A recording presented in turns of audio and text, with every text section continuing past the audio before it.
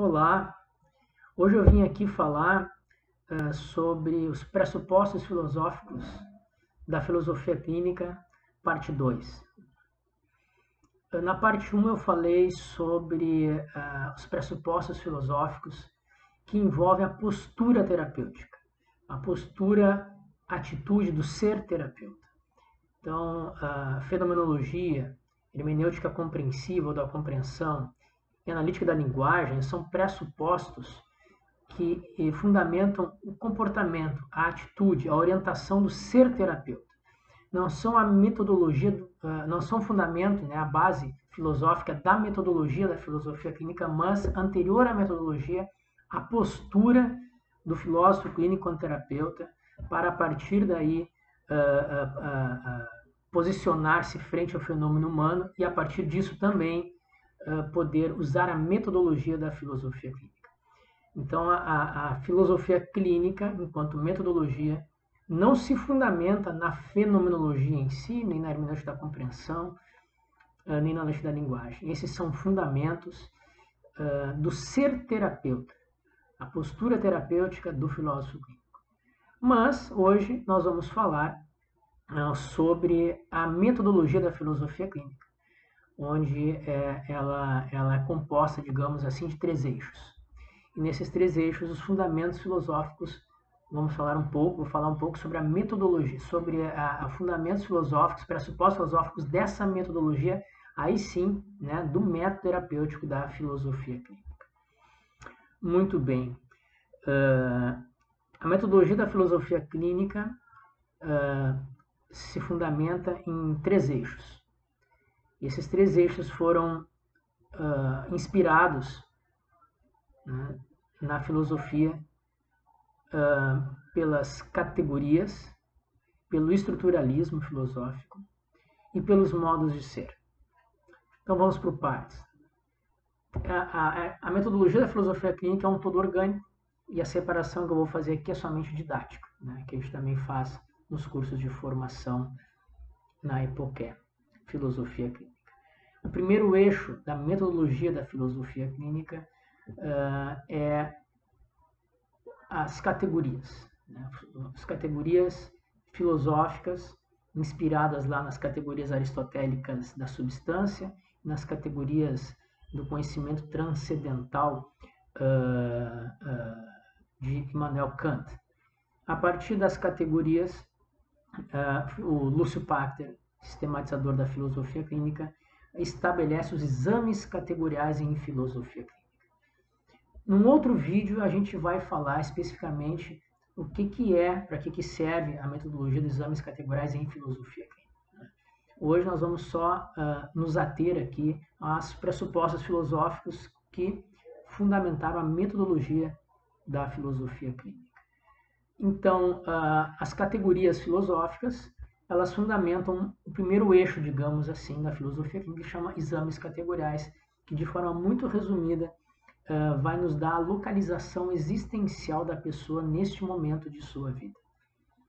Então, os exames categoriais, eles partem dos pressupostos filosóficos, das categorias do ser ou da substância em Aristóteles e das categorias do conhecimento transcendental em Immanuel Kant. O segundo eixo da filosofia clínica e o fundamental, o eixo que é a viga mestra da metodologia, é o estruturalismo. Então, a partir do estruturalismo filosófico, a filosofia clínica fundamenta a estrutura de pensamento. Também, de uma forma muito resumida, a estrutura de pensamento, tudo aquilo que habita o indivíduo. Então, tudo aquilo que está no pensamento dele, mesmo que não se efetive no mundo, ou se efetive em alguma ação fora da sua mente ou do seu pensamento, tudo que está em seu pensamento está na estrutura de pensamento. Então, suas paixões, suas buscas, seus valores, a sua metafísica, o seu corpo, como ele pensa a si mesmo, como pensa as relações, como pensa os outros, tudo isso está dentro da categoria do estruturalismo, na estrutura de pensamento da filosofia clínica. é a partir da estrutura de pensamento que a filosofia clínica atinge, ou melhor, deixa aparecer a singularidade, aquilo que é próprio de cada um, irrepetível e impossível de ser mensurado por um padrão que não seja a própria singularidade. O estruturalismo na filosofia clínica então fundamenta a estrutura de pensamento, que é tudo aquilo que habita o pensamento do indivíduo, este se efetivando na realidade física ou não. E a partir desse estruturalismo, a estrutura de pensamento se divide em 30 tópicos. Esses 30 tópicos são como letras de um alfabeto, em qualquer língua, que a partir da composição dessas letras, né, da relação entre elas, formam-se inúmeras, infindáveis formas de expressividade dessa estrutura de pensamento. Por isso que elas não podem ser comparadas ou colocadas em caixinhas tipologizadas em termos de estruturas fixas, né? Não, ao contrário. O estruturalismo nos dá a percepção da totalidade daquilo que aparece na estrutura de pensamento de cada indivíduo. Então, o pressuposto filosófico fundamental aqui, também na metodologia da filosofia clínica, é o estruturalismo filosófico, o qual fundamenta a estrutura de pensamento na filosofia clínica. O terceiro eixo da filosofia clínica é fundamentado na filosofia através dos modos de ser. Né? Modos de ser também podemos pensar em Heidegger, mas não somente em Heidegger, em outros filósofos como Paul Sartre, Merleau-Ponty, até inclusive Edmundo Husserl, que usa essa palavra modos de ser também na sua fenomenologia. Então, esses modos de ser são aqueles modos que os indivíduos efetivam na sua vivência, nas suas relações consigo, com o mundo e com os outros, aquilo que está na sua estrutura de pensamento. Então, a filosofia clínica tem fundamentada nos modos de ser da filosofia os seus submodos. A maneira, os modos, os jeitos que as pessoas, os indivíduos, atualizam, efetivam aquilo que está no seu pensamento, na sua estrutura de pensamento. Isso deixa uma questão muito importante, né, ligada ao pressuposto da filosofia clínica. Por que são submodos? Porque estão sempre vinculados de forma submissa à estrutura de pensamento. Podemos ter algo na estrutura de pensamento que não se efetive nos modos de ser, fique só no pensamento.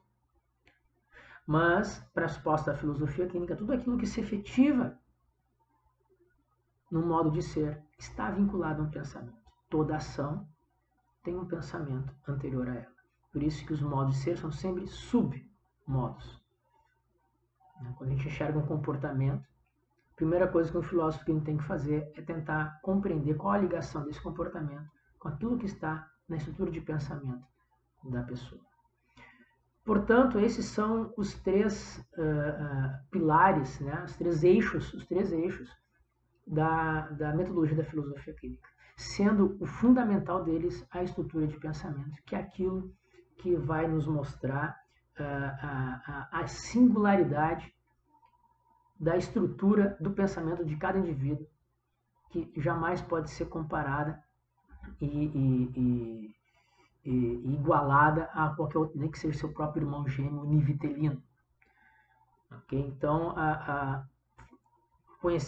ter exames categoriais a partir das categorias para localizar a pessoa existencialmente neste momento de vida serve para a gente conseguir perceber qual a estrutura de pensamento que habita nesse horizonte existencial dado pelos exames categoriais e, a partir disso, essa estrutura de pensamento como se efetiva nesse mundo existencial.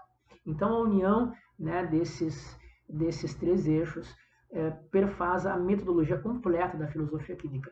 Os submodos, né, a estrutura de pensamento são 30 tópicos, os submodos são 32. Também como letras do alfabeto, que juntas perfazem uma infinidade de modos de ser, e que junto com a estrutura de pensamento, mais uma infinidade de modos de pensar, perfazem a singularidade daquela pessoa que está em contato com a filosofia clínica. Né? muito importante também a gente perceber que não se pode fazer uma filosofia clínica sem estrutura de pensamento. Ela é o pilar, né, a viga mestra da metodologia. Portanto, podemos dizer, né, que a filosofia clínica é uma metodologia terapêutica estruturalista. Não está errado dizer isso, porque ela, fundamentalmente, sem estrutura de pensamento, sem a singularidade do pensamento, daquilo que habita a pessoa, não há filosofia.